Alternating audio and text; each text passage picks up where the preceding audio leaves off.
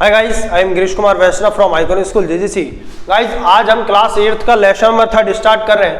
Class 8th lesson number 3 day आपका 5 है, question answers की क्लास है। 5 day 8 class Hindi subject lesson number 3। तो गाइस, जैसे कि पहले भी मैंने आपको कई बार बताया है कि आपको ऐप में से अपनी रीडिंग की क्लास अलग से लेनी है और उसके बाद में क्वेश्चन आंसर्स की क्लास लेनी है।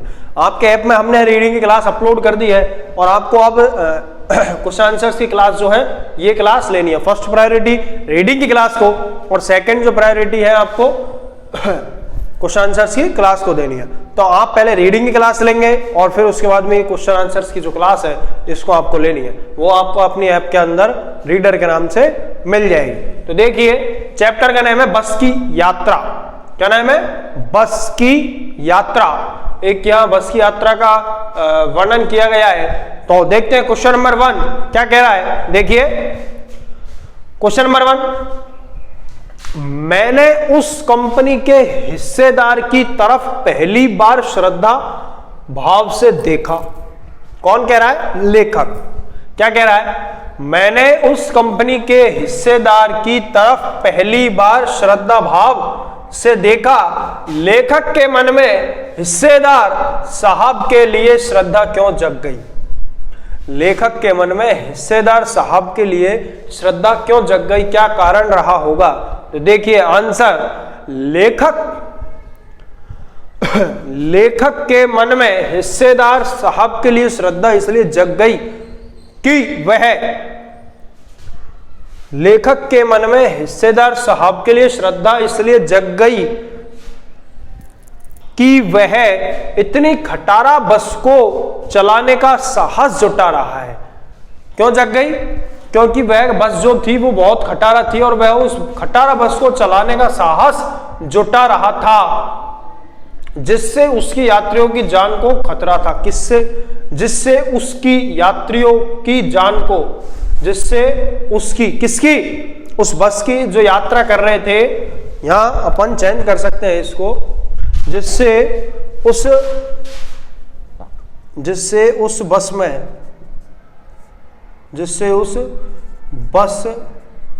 में बैठे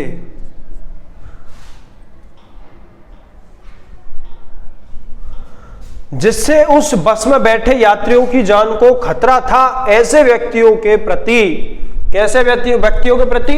जो कंपनी का हिस्सेदार है, वो ऐसे व्यक्तियों के प्रति व्यंग रूप में श्रद्धा भाव ही उमड़ता है। ऐसे व्यक्तियों के प्रति क्या उमड़ता है? श्रद्धा भाव ही उमड़ता है। उसमें जो यात्री थे उनकी जान को भी खतरा था कि वह बस जो है कहीं अटक ना जाए, कहीं रुक ना जाए, क्योंकि वह बस शाम को ही चलती थी और अगर रात में कहीं रुक जाएगी, अटक जाएगी, तो रात वहीं और उसी रास्ते में गुजारनी पड़ेगी।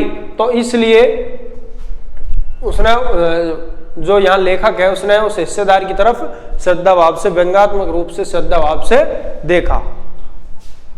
क्वेश्चन नंबर 2, लोगों ने सलाह दी कि समझदार आदमी शाम वाली इस बस से सफर नहीं करते। लोगों ने सलाह दी कि समझदार आदमी शाम वाली इस बस से सफर नहीं करते। लोगों ने यह सलाह क्यों दी होगी? क्या कारण रहा? क्यों दी? क्योंकि लोगों को पता था कि ये सलाह लोगों ने इसलिए दी क्योंकि वह बस शाम के समय चलती थी और वह खटारा बस थी। क्या थी वह? खटारा बस थी। और खटारा बस का मतलब यह है कि शाम को अगर वो बस चल रही है और वह खटारा है, उसका इंजन भी खराब है, और तो ऑब्वियस सी बात है कि वो कहीं भी रुक सकती है और अटक सकती है, और वह अगर अटक गई तो लोगों को रात वहीं उसी रास्ते पर उसी बस में गुजारनी पड़ेगी। तो आंसर क्या है? देखिए, लोगों ने यह सलाह इसलिए दी क्योंकि इस बस का कोई भी भरोसा नहीं था कि कब और कहां रुक जाए। जैसा कि मैंने अभी आपको बताया, कोई पता नहीं है, कोई भी उसका भरोसा नहीं कर सकते कि वह बस कब, कहां, किस प्रकार, किस परिस्थिति में रुक जाए। शाम के बाद रात रास्ते में ही बितानी पड़े। भाई अगर जैसे शाम को अगर बस रुक जाएगी, अटक जाएगी, खराब हो जाएगी, तो रास्ते में ही रात बितानी पड़ेगी। कुछ पता नहीं रहता था उस बस का कुछ भी पता नहीं रहता था। वह कभी भी खराब हो सकती है, कभी भी रुक जाती है, कभी भी अटक सकती है। और जहां अटक जाएगी, और अगर रात का समय है, वह शाम को ही चलती थी वह बस, तो रात भी वहीं गुजारनी पड़ेगी। क्वेश्चन नंबर 3, ऐसा जैसे सारी बस ही इंजन है। ऐसा जैसे सारी बस ही इंजन है। सारी का मतलब बहुत सारी नहीं, सारी का मतलब पूरी बस। जो वो सिंगल जो बस है वो पूरी ही बस इंजन है, अर्थात जो इंजन है वो तो इंजन ही है, लेकिन ऐसा नहीं है कि पूरी बस ही इंजन है। ऐसा जैसे सारी बस ही इंजन है और हम इंजन के भीतर बैठे हैं, लेखक को ऐसा क्यों लगा? भाई सारी बस ही इंजन है, सारी बस ही इंजन है और हम इंजन के भीतर बैठे हैं।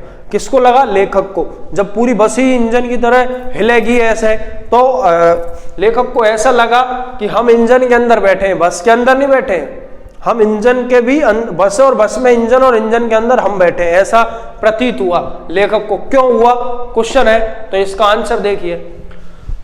इंजन के साथ ही बस का हर हिस्सा इंजन के साथ हिल रहा था। बस का जो हिस्सा था, यही लाइन है यहां पे, इंजन के साथ ही बस का हर हिस्सा इंजन के साथ हिल रहा था।